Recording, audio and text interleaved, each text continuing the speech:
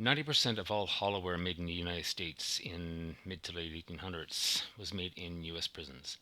Now, in 1896, a lot of states passed a law restricting how much hollowware can be made. But when you stop and think about the output of companies like Griswold and Favorite and Wagner and all the other free market companies, 90% is a mind-blowing number, and most of that 90% came out of Columbus, Ohio, Columbus State Penitentiary in Columbus, Ohio. Um, Jones Hollowware was a big one. There were others that actually used the foundry as well. So in the United States, they have the benefit of probably understanding or knowing that the unmarked piece that they have is U.S. made. Now, where in the U.S. is made or by whom is probably another big question. What happened here in Canada is that a lot of this prison-made iron was actually dumped into Canada, and this is where Made in Canada was come from.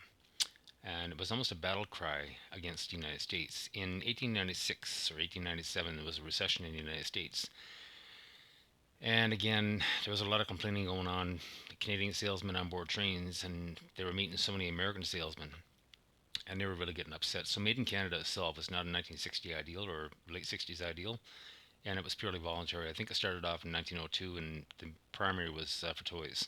Then it struck everywhere else. So, understand, I know people get frustrated because they have an unmarked piece and they can't find a manufacturer or a date, whatever have you, and it is what it is. There's no way to change that. When I look at an American or a unmarked piece, I couldn't even tell you right now if it's American or Canadian, let alone try to tie it to a manufacturer. So I have to spend time in American groups just to see if some of this unmarked stuff has been identified to a manufacturer. So this particular skillet or griddle, sorry, this is an unmarked griddle. It's gate marked. You can clearly see the gate mark here. It's a number 10. Again, it doesn't mean much. The handle's got a flat back. Top of the handle is typical for probably late 1800s.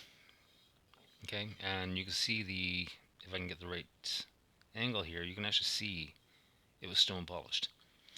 Now this is what collectors look for. They want the original foundry surface. So if you're actually going through and cleaning these things with wire wheels and whatnot, you're actually destroying a piece of history for one thing. And number two, you're actually taking away the collector value. So just understand that unmarked pieces are likely going to stay unmarked unless some hard evidence comes forward to show that it's either American or Canadian or even a manufacturer. Okay, and it is what it is. There's no change in that.